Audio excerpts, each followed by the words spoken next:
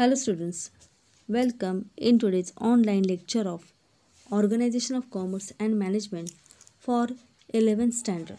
Dear students, yesterday we have started the new form of business organization and it is partnership firm. Partnership is an important component of private sector organization. Partnership form of organization evolved because of limitation on capital raising capacity and managerial inability of proprietary concern. The need of adding more individuals in business arises due to expansion of existing proprietary concern at next level. Addition or admission of new individual into existing business gives birth to partnership firm. म्हणजे विद्यार्थी मित्रांनो, काल आपण forms of business organisation या आपल्या लेसनमध्ये partnership हा व्यवसाय संघटन प्रकाराला सुरुवात केलेली आहे आणि यामध्ये आपण पाहिलं की सोल ट्रेडिंग कन्सर्नमध्ये जे लिमिटेशन्स आहेत, जे ड्रॉबॅक्स आहेत, जसं की जास्तीचं कॅपिटल रेज करता येत नाही व्यापाऱ्याला किंवा त्याच्याकडे जे मॅनेजमेंटच्या ॲबिलिटीज असतात, जो कुशलपणे व्यवसाय सांभाळण्यासाठी गरजेचं आहेत, ते कमी असतात. तिथे लिमिटेशन असतं कारण एकल व्यापार संघटन प्रकारामध्ये फक्त एकच व्यापारी पूर्ण बिझनेस बघत असतो आणि प्रत्येक व्यापारी जो एकटा बिझनेस पाहत असतो तो परिपूर्ण असतो असे नाही किंवा त्याने घेतलेले डिसिजन्स, त्याची पॉलिसी ही अगदी बरोबरच असते असं काही नाही. तर हे जे लिमिटेशन्स आहेत सोल ट्रेडिंग कन्सर्नमध्ये, त्यामुळे मग पार्टनरशिप या व्यवसाय संघटन प्रकार हा पुढे आला किंवा उदयास आला. त्याचबरोबर एखादा नवीन भागीदार व्यवसायामध्ये असावा की ज्यामुळे व्यवसाय हा वाढवता येईल. तर ही जी गरज आहे बिझनेस करत असताना, तर या गरजेमधूनच हा नवीन फॉर्म व्यवसायाचा उदयास आला की ज्याचं नाव आहे पार्टनरशिप फर्म, ज्याला भागीदारी संस्था असं सुद्धा मराठीमध्ये म्हणतात. तर पार्टनरशिप फर्म म्हणजे काय, तर कमीत कमी 2 किंवा 2पेक्षा जास्त व्यक्ती एकत्र येऊन एखादा उद्योग सुरू करतात. नुसता उद्योगच सुरू करत नाही, तर ते जे लोक एकत्र आलेले असतात ते व्यवसायामध्ये जो काही नफा होतो तो आपापसामध्ये वाटून घेतात आणि समान उद्देशाने ते एकत्र येतात आणि जो काही नफा असेल किंवा तोटा असेल तो आपापसामध्ये वाटून घेण्यासाठी ते तयार असतात. तर अशी ही संस्था आहे, तिला भागीदारी संस्था असे म्हणतात. So yesterday we have seen the meaning of partnership firm like a business organization owned and managed by more than one person where all partners share profits and losses of the business as well as liability is known as a partnership firm. Then we discuss the definitions of partnership firm. It is given in section 4 of Indian Partnership Act 1932. It tells that partnership is the relation between the persons who have agreed to share the profit of business carried on by all or any of them acting for all. So this definition is mentioned in Indian Partnership Act 1932. One more definition we discussed yesterday.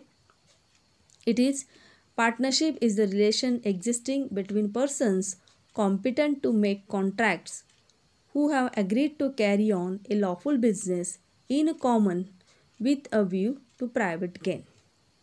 म्हणजे professor हॅने हे सुद्धा असंच सांगतात की partnership म्हणजे काय, तर हे जे लोक एकत्र येतात त्यांच्यामधलं ते एक रिलेशन आहे आणि हे जे एकत्र आलेले लोक आहेत ते करार करण्यासाठी ते कॉम्पिटंट असतात, म्हणजे एलिजिबल असतात आणि ते एखादा लॉफुल बिझनेस कॅरी ऑन करत असतात.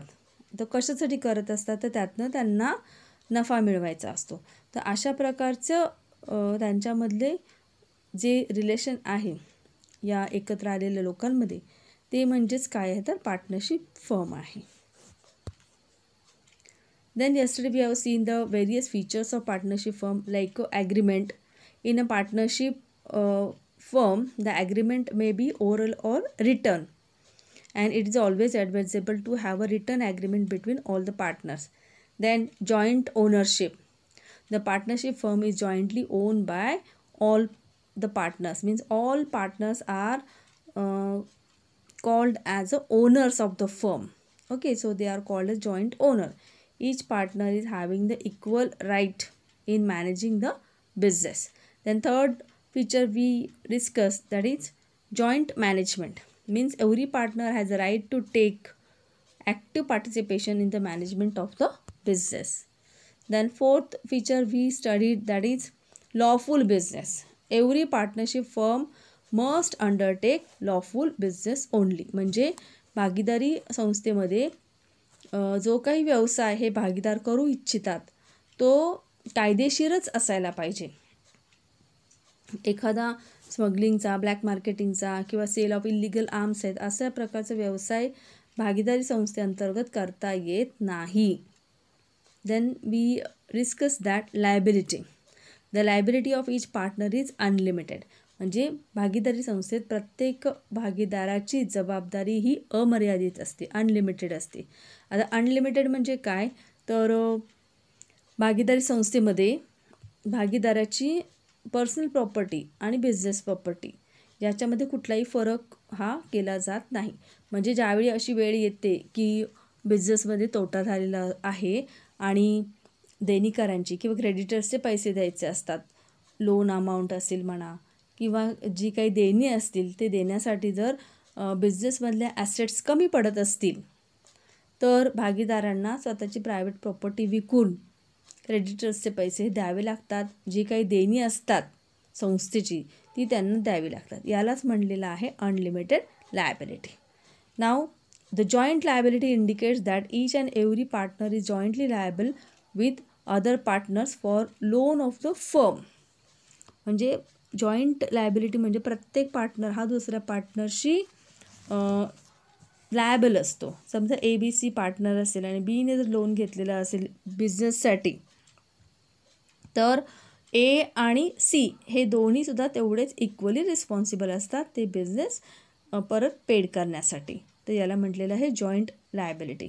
Then several liability indicates that each and every partner is individually and separately liable for the debts of the firm. म्हणजे सर्व भागीदार हे स्वतंत्रपणे आणि एकत्रितरित्या जे काही संस्थेची देणी असतात ती देण्यासाठी ते लायबल असतात. So it is said that in partnership firm the liability of the partner is unlimited, joint and several.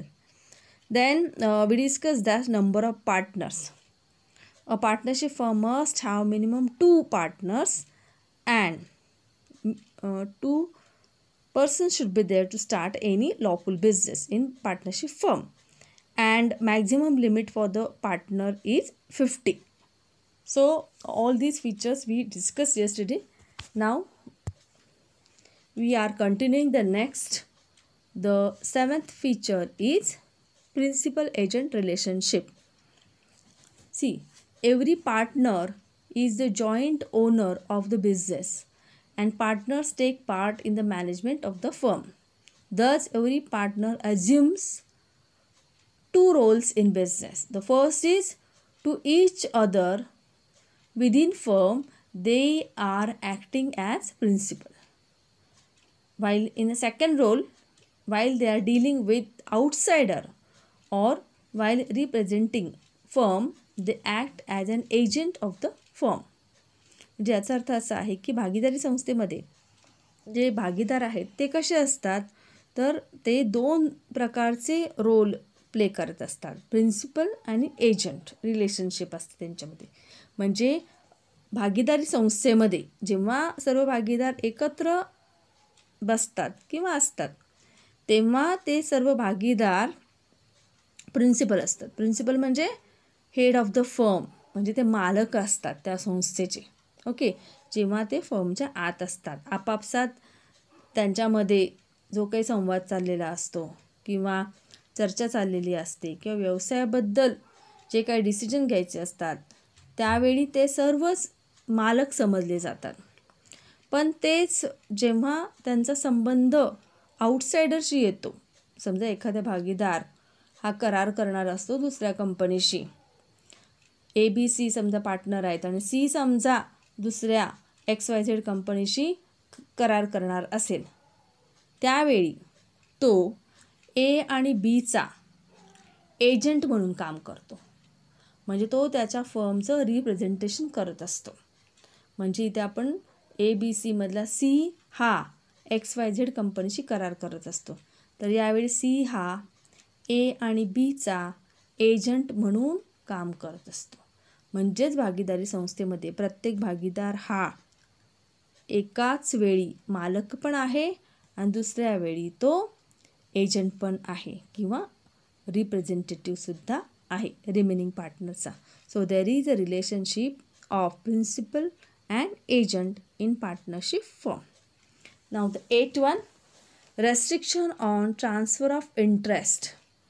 No partner of firm can transfer or sell their interest means here shares, in the firm to outsider without the prior consent of all other partners in the firm.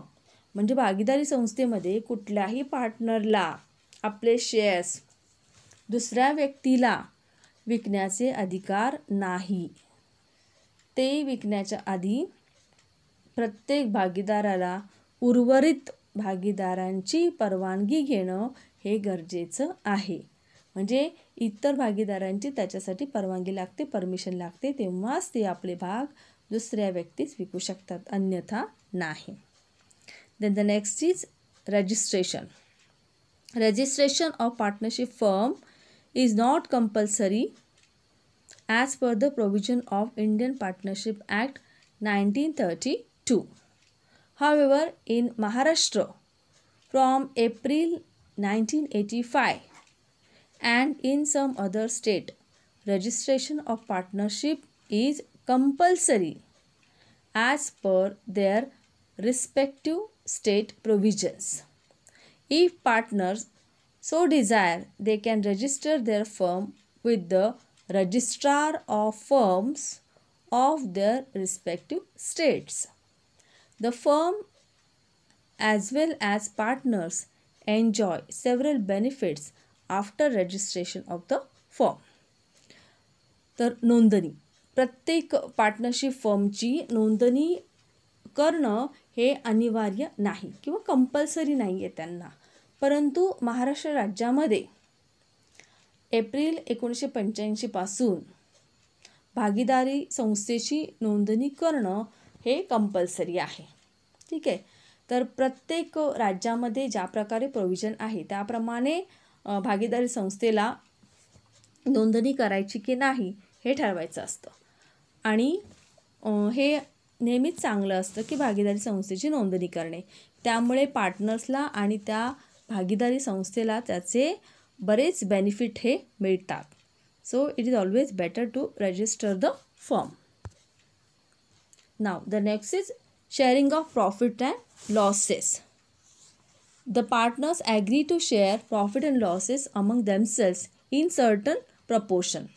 Such profit loss sharing depends upon amount of capital introduced, services offered, goodwill of the partner and other terms of agreement. If agreement is silent on profit and loss sharing, then all partners are assumed as equal partners. आता भागीदारी संस्थेमध्ये जो नफा असतो, profit असतो आणि तोटा असतो त्याचं शेअरिंग कसं करतात, तर मोस्टली जे पार्टनरशिप डीड असतं त्याच्यामध्ये हे मेन्शन केलेलं असतं. आणि ते कशावरती डिपेंड असतं, तर प्रत्येक पार्टनरने किती कॅपिटल कॉन्ट्रीब्यूट केलेलं आहे, त्याचप्रमाणे पार्टनरने कोणकोणत्या सर्व्हिसेस ऑफर केलेल्या आहे आणि प्रत्येक जो पार्टनर आहे त्याने बिझनेसमध्ये कशाप्रकारे गुडविल आणलेलं आहे आणि इतर ज्या टर्म्स अँड कंडिशन असतात त्याच्यावरती प्रॉफिट शेअरिंग रेशो हा डिपेंड असतो. Okay.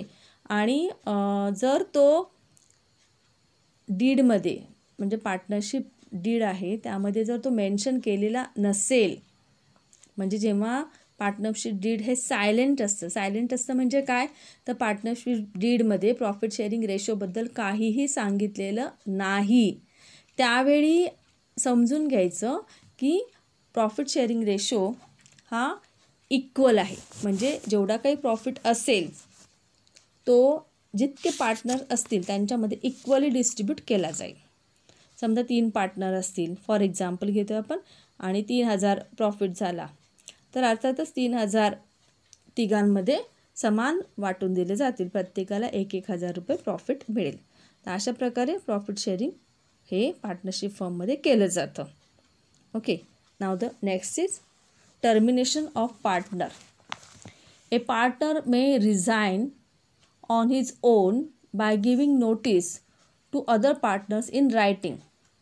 The partners may also be removed from the firm for fraudulent activities. आता पार्टनरला टर्मिनेट करणे किंवा काढून टाकणे, तर हे कशा प्रकारे केलं जातं, तर एखादा पार्टनर रिझाईन करू शकतो त्याच्या मनाने, किंवा त्याला जर वाटलं की या भागीदारी संस्थेमध्ये काम करणं अशक्य आहे किंवा त्याला सोडून द्यायचं असेल, तर तो इतर पार्टनरला रायटिंगमध्ये नोटीस पण देऊ शकतो. Okay, the partner may also be removed from the firm for a fraudulent activity. आणि चुकीच्या कामासाठी जर भागीदारी संस्थेच्या विरोधामध्ये काही काम करताना पार्टनर आढळला, तर त्याला या कामामुळे भागीदारी संस्थेतनं काढूनसुद्धा टाकले जाऊ शकते. म्हणजे अशा प्रकारे भागीदारांना व्यवसायामधनं काढून टाकले जाऊ शकते. एकतर ते रिझाईन करू शकतात, किंवा त्यांना फर्म सोडून द्यायची असेल तर इतर भागीदारांना ते तशा प्रकारची नोटीस सेंड करू शकतात, किंवा गैरकृत्य करताना जर एखादा पार्टनर आढळला तर त्याला काढून टाकलं जाऊ शकतं. Okay, this is called the termination of partner. Now the next is dissolution. The firm can be dissolved at any time if the partners agree to do so. The partnership firm gets automatically dissolved in case of death, insolvency or insanity of any one of the partners unless provided in the partnership agreement about continued existence of the firm in such situation. The partnership firm automatically gets dissolved when total number of partners in the firm is reduced to 1 partner. आता भागीदारी संस्था संपुष्टात कशी येते, म्हणजे बंद कशी होते, थोडक्यात म्हणायचं तर अर्थातच ज्यावेळी पार्टनरची डेथ होते, किंवा पार्टनर इन्सॉल्वंट होतात, दिवाळखोर होतात, किंवा इन्सॅन होतात, म्हणजे पार्टनरचं मानसिक संतुलन बिघडतं, तर अशा वेळी भागीदारी संस्था ही संपुष्टामध्ये येऊ शकते. त्याचबरोबर ज्यावेळी भागीदारी संस्थेमध्ये पार्टनर्सची संख्या, भागीदारांची संख्या ही 1 वरच येते, समजा 5 पार्टनर असतील तर 1 गेला, 2 गेले, 3 गेले, 4 गेले. ओके, मग आता किती राहिला, फक्त 1च पार्टनर राहिला. तर अर्थातच अशा वेळी ती संस्था, भागीदारी संस्था राहत नाही, तर ती ॲटोमॅटिकली काय होते, डिझॉल्व्ह होते. डिझॉल्व्ह होणे म्हणजे नष्ट होणे. तर अशा प्रकारे पार्टनरशिप फर्मचं डिझोल्यूशन हे होऊ शकतं. मुख्य कारण 3च आहेत. एक म्हणजे जर पार्टनरची डेथ झाली असेल, इन्सॉल्वन्सी आली असेल, किंवा इन्सॅनिटी आली असेल, तर या कारणामुळे पार्टनरशिप फर्म ॲटोमॅटिकली डिझॉल्व्ह ही होऊ शकते. Okay, so all these are the features of partnership firm. Now we are going to discuss the merits of partnership firm. Merits म्हणजे भागीदारी संस्थेचे फायदे काय काय आहेत, plus points. Now the first is easy formation. See, it is very easy to form partnership business. Only 2 persons are required to form partnership business. The partners can sign the agreement and get the firm registered. Even the procedure for registration is very simple and quick. म्हणजे भागीदारी संस्थेची स्थापना करणं हे अतिशय सोपं काम आहे. तिथे जास्त काही त्रास नाही, क्लिष्ट प्रक्रिया नाहीत कोणत्याही. फक्त कमीत कमी 2 व्यक्ती एकत्र येणं हे गरजेचं आहे आणि ते एकत्र आल्यानंतर ते ॲग्रीमेंट साईन करतात आणि ते ॲग्रीमेंट त्यांना रजिस्टर करावं लागतं आणि काही नॉमिनल प्रोसिजर आहेत त्या पूर्ण केल्या की भागीदारी संस्था ही अस्तित्वात येऊ शकते. तर भागीदारी संस्थेची स्थापना ही एक सोपी प्रक्रिया आहे. The second is capital. The partnership business has more capital as compared to sole trading concern. As partnership business has more number of partners, they can collect more capital. The capital contribution ratio of all partner is mentioned in agreement. अर्थातच भागीदारी संस्थेमध्ये भांडवल हे जास्त प्रमाणामध्ये उपलब्ध होते. म्हणजे भागीदारी संस्थेची तुलना जर आपण सोल ट्रेडिंग कन्सर्नशी केली तर सोल ट्रेडिंग कन्सर्नमध्ये फक्त एकच व्यक्ती असते कॅपिटल रेज करण्यासाठी.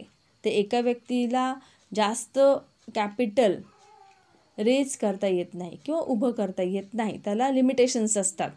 परंतु भागीदारी संस्थेमध्ये मात्र जे सर्व पार्टनर्स आहेत ते एकत्र येऊन मोठ्या प्रमाणामध्ये भांडवल उभं करू शकतात.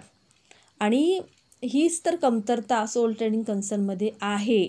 म्हणून भागीदारी संस्थेचा उदय झालेला आहे की सोल ट्रेडिंग कन्सर्नमध्ये सोल ट्रेडरला मोठ्या प्रमाणामध्ये भांडवल मिळत नाही किंवा त्याला ते उभं करता येत नाही आणि त्यातूनच मग या भागीदारी संस्थेचा जन्म झालेला आहे की जिथं भांडवलाची गरज भागवली जाते. तर भांडवल हे सोल ट्रेडिंग कन्सर्नशी कंपेअर केलं तर भागीदारी संस्थेमध्ये मोठ्या प्रमाणात आपल्याला आढळून येतं. Now the next is business secrecy, म्हणजे व्यवसायाची गुप्तता.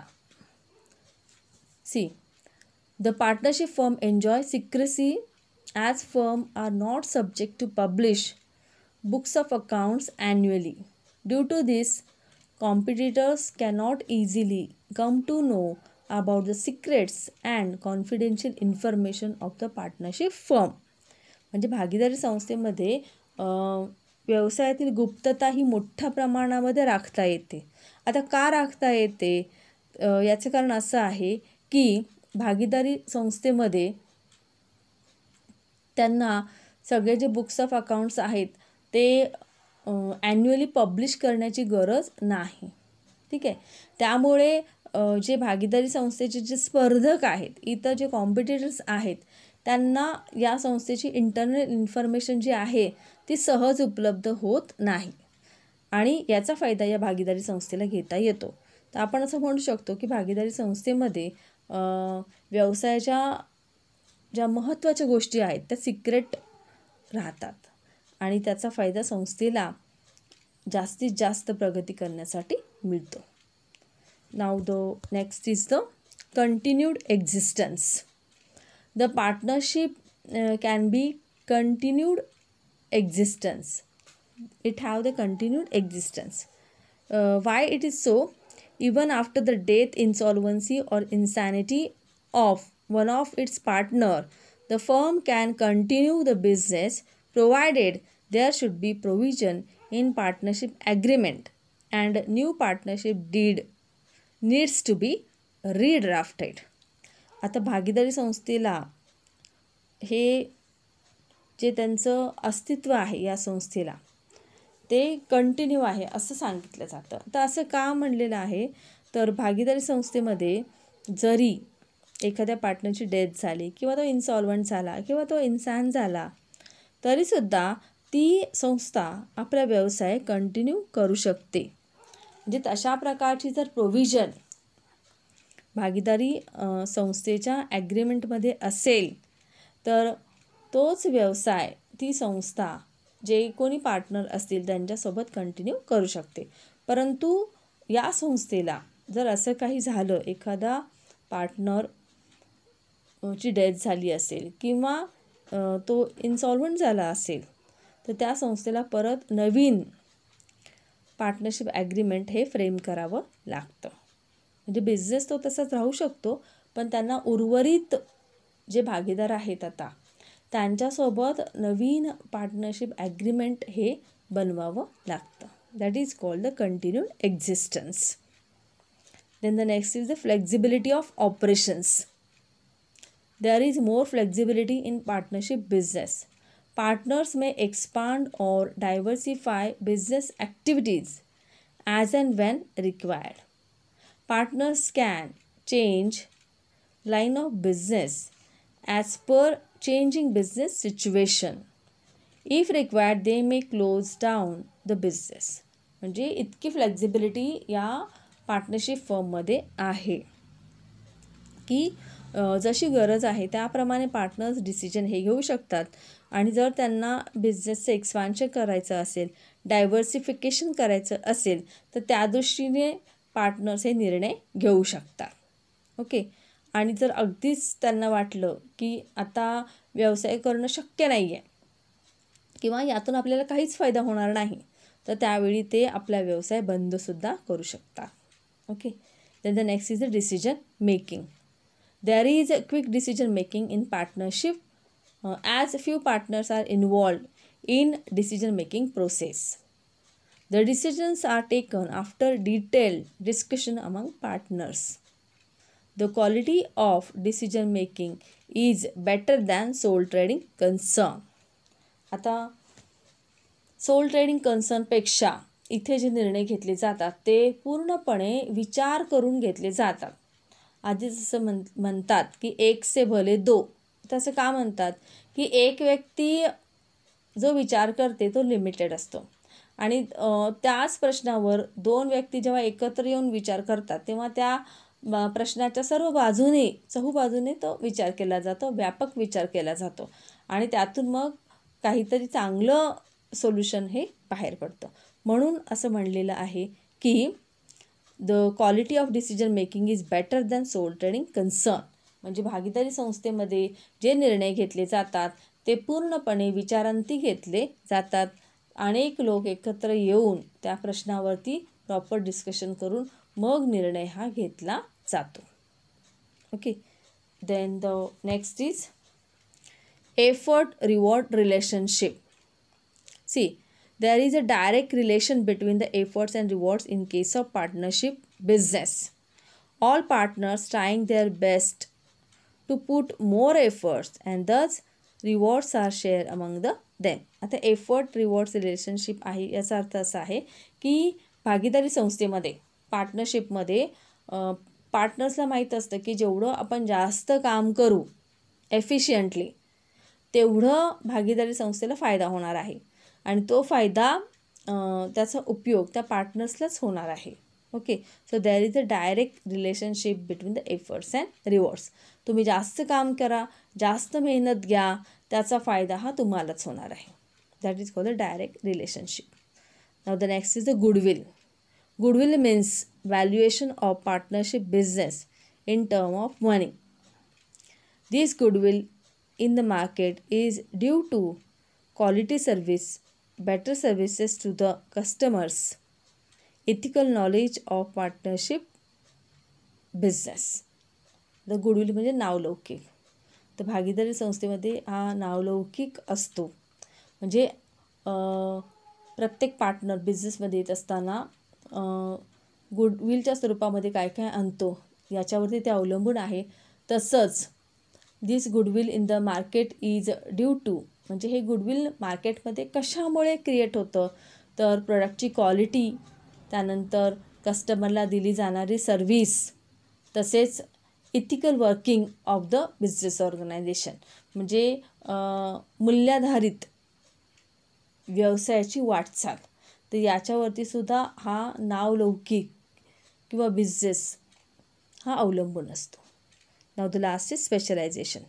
In partnership business, some partners may be good at different skills such as finance, technology, marketing, which brings in specialization in partnership business. This specialization leads to increase in efficiency. Specialization म्हणजे विशेषीकरण. आता पार्टनरशिपमध्ये माहिती आहे तुम्हाला की 2पेक्षा जास्त व्यक्ती एकत्र असतात आणि हे जे पार्टनर्स आहेत ते मे बी वेगवेगळ्या विषयामध्ये त्यांना प्रभुत्व असू शकतं, जसं की अकाउंटन्सी आहे, टेक्नॉलॉजी आहे, फायनान्स आहे, बरोबर. तर त्या विषयामध्ये ते पार्टनर्स एक्सपर्ट असू शकतात. ओके. आणि यामुळे त्यांच्यामध्ये त्या कामामध्ये विशेषीकरण हे येऊ शकतं आणि त्याचे फायदे फर्मला होतात, की जेणेकरून निर्णय हे बारकाईने घेतले जाऊ शकतात, पूर्ण विचार करून निर्णय घेतले जाऊ शकतात आणि प्रत्येक पार्टनर हा त्या विषयामध्ये त्याला नॉलेज असतं, तो स्पेशलाइज असतो आणि त्याचा फायदा हा मग संस्थेला होत असतो. Okay.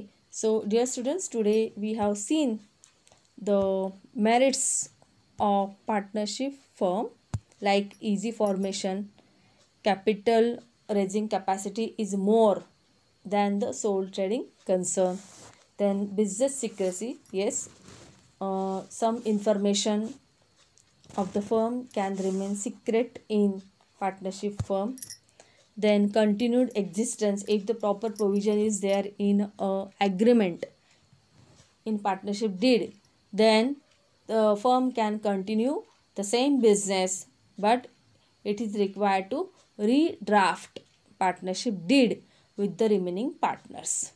Then flexibility in operation means anytime you may do the changes in business policy and decisions you have taken.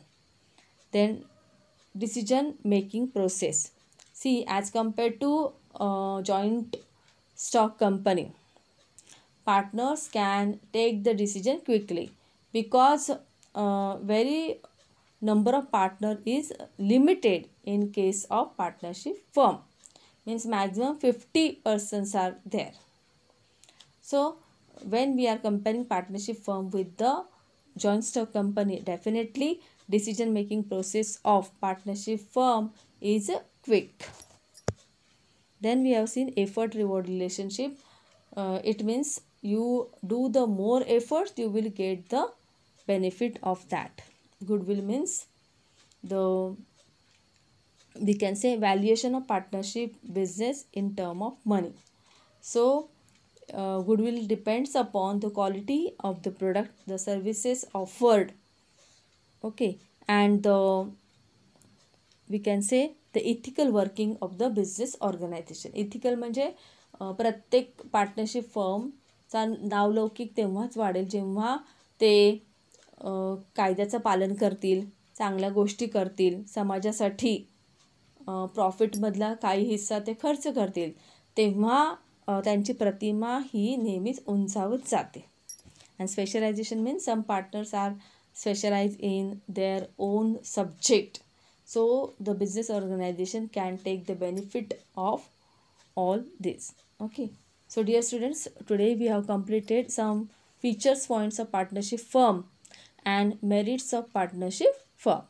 Okay, so in next lecture we will do the remaining part of the partnership firm. Till then, take care, be happy, and goodbye students. Thank you.